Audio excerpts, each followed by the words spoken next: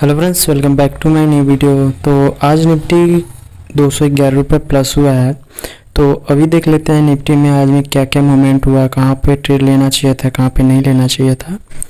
तो अभी देख सकते हैं निफ्टी जो ओपनिंग था ये 26,000 के ऊपर था, सेम 26,000 पे ही ओपन हुआ है। तो 26,000 पे ओपन होने के बाद मार्केट ने धीरे धीरे करके अपसाइड में गया, जो कि 26,216 तक का पॉइंट कैप्चर किया है। तो अभी देख लेते हैं कि निफ्टी में आज आपने कहाँ पे ट्रेड लेना ज़रूरी था, कहाँ पे नहीं। तो आप देख सकते हैं कि निफ्टी जब यहाँ पे ओपनिंग हुआ था 26,000 पे, तो जब 26,000 पे ओपनिंग हुआ, ओपनिंग होने के बाद 26,050 जो आप ये देख रहे हैं, तो मार्केट ने धीरे से 26,050 और 26,100 इस रेंज में मार्केट में फंस गया। सॉरी, एक मिनट क्लियर। 26,100 और 26,050 ये रेंज था, मार्केट इसी रेंज में फंसा हुआ था, तो फंसा पड़ा था।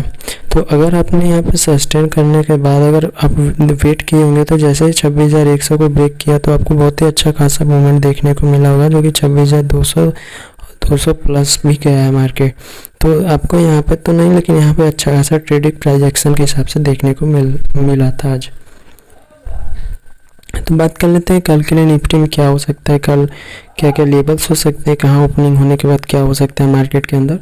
तो इससे पहले अभी तक हमारे चैनल पर आप नए हुए चैनल को जरूर से सब्सक्राइब करना, साथ में बेल आइकन प्रेस करना, ताकि हमारे आने वाले नए वीडियो की नोटिफिकेशन आपको मिलती रहे। तो अभी बात कर लेते हैं, अगर निफ्टी अगर इसी जोन में ओपन हो जाता है, एक मिनट, अगर निफ्टी मान लेते हैं कि अगर इसी जोन में ओपन होता है, जैसे 26,150 और 26,250, अगर इस जोन में मार्केट ओपन हो जाता है, तो ओपन होने के बाद सबसे पहले आपको यहाँ पे सस्टेन होने देना। देखिए, जब मार्केट कहीं पे भी ओपन हो, या तो गैप अप हो या गैप डाउन हो, तो सबसे पहले आपको सस्टेन होने देना है। जितना ज़्यादा सस्टेन होगा, उतना ही ज़्यादा यहाँ पे मार्केट में बायर और सेलर का डिमांड बढ़ेगा। तो जैसे मान लेते हैं मार्केट इस जोन में 26,250 और 26,150 इस दोनों जोन के बीच में अगर मार्केट ओपन हो जाता है कल के सेशन में, तो ओपन होने के बाद अगर यहाँ पे सस्टेन करता है 15 से 20 मिनट 25 मिनट बिताता, देखिए इस जोन में मार्केट जितना ही ज़्यादा टाइम बिताएगा उतना ही पावरफुल ट्रेड बनेगा। यहाँ पे अगर 15-20 मिनट यहाँ बिताने के बाद अपसाइड ब्रेक करता है, तो आपको ये ध्यान देना है कि वही मार्केट ऑल टाइम हाई पे है, तो आपको बहुत ही छोटे क्वांटिटी में ट्रेड करना है, ना कि बड़े क्वांटिटी में। तो अभी जब भी आप ट्रेड करें, अगर अपसाइड ब्रेक करता है, ऊपर की साइड ब्रेक करता है, तो आप अपने 50% क्वांटिटी को ट्रेड करें। जैसे कि अगर मान लेते हैं एग्जांपल में, अगर आप 2 लॉट से ट्रेड करते हैं, तो आप कम से कम एक ही लॉट से ट्रेड करें, तो क्योंकि ये अपसाइड है, बहुत बड़ा मूवमेंट आपको देखने को नहीं मिल सकता है। जैसे आज ही के सेशन में देखिए, अगर मार्केट यहाँ ओपन हुआ है, तो बहुत धीरे धीरे अगर आप ट्रेड भी लिए होते, मान लेते हैं आप कॉल साइड यहाँ से भी ले लिए होते, तो डेल्टा की वजह से आपका प्रीमियम जीरो हो जाए, मतलब सॉरी, प्रीमियम बढ़ता ही नहीं, समझ रहे। इसीलिए बोल रहा हूँ कि अगर यहाँ पे सस्टेन करके ब्रेक करता है, तो बहुत ही छोटे क्वांटिटी में ट्रेड करना। अगर यहाँ पे ब्रेक भी करता है, तो आपका जो पहला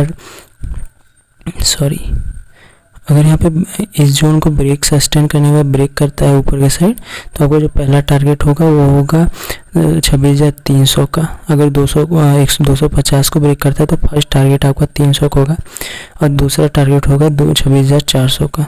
इसे ध्यान से देखिएगा, 26,400 जो है आपको बहुत ही ईजिली तरीके से टारगेट नहीं मिलेगा, बहुत ही स्लोली जाएगा भी। तो अब मान लेते हैं अगर इसी जोन में ओपन होने के बाद मार्केट नीचे के साइड अगर ब्रेक करता है, जैसे 26,250 और 26,150 ये जो जोन, अगर इसी जोन में मार्केट ओपन होता है, ओपन होने के बाद समय बिताता है, यहाँ सस्टेन करता है, सस्टेन करने के बाद नीचे के साइड ब्रेक करता है, तो हमारा जो पहला टारगेट होगा 26,100 का होगा। देखिए पहले 50 पॉइंट का ये देखिए अभी क्या है, ये एक रेजिस्टेंस क्रिएट कर रहा है, इसलिए 26,050 ये आपको फर्स्ट टारगेट देखने को मिल सकता है। दूसरा जो टारगेट होगा हमारा 26,000 का होगा, जो स्ट्रॉन्ग रेजिस्टेंस का काम कर रहा है। ठीक, देखिए अगर मार्केट यहाँ सस्टेन करने के बाद अगर इससे भी 26,000 पे आ भी जाता है, तो अगर यहाँ पे अगर ट्रेड आपने लिया 26,000 पे आ गया, तो ये ध्यान देना यहाँ से पुल बैक हो सकता है, एक नेगेटिव कैंडल कुछ भी बना के अपसाइड में जा सकता है मार्केट, क्योंकि यहाँ पे एकदम स्ट्रॉन्ग बाइंग है। तो यहाँ पे आपको एक अच्छा खासा मोमेंट देखने को अपसाइड में भी मिल सकता है, अगर यहाँ से ब्रेक करके नीचे की साइड आता है।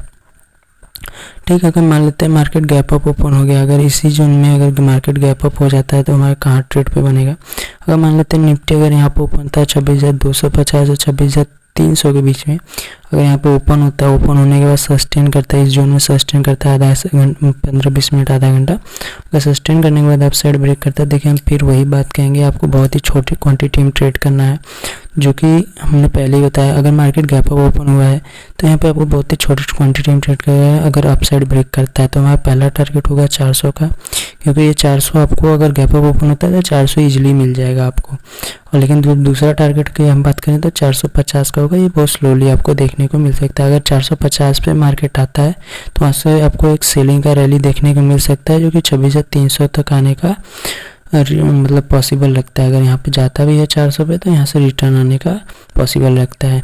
तो अभी हो गया आप गैप अप के लिए। अगर मानते हैं मार्केट गैप डाउन ओपन हो गया, अगर मार्केट यहाँ पे ओपन होता है 26,150 और 26,100 के बीच में, तो अभी आप देख सकते हैं 26,100 जो है एक रेजिस्टेंस 26,100 जो है अभी एक रेजिस्टेंस क्रिएट कर रहा है, आप देख सकते हैं यहाँ पे।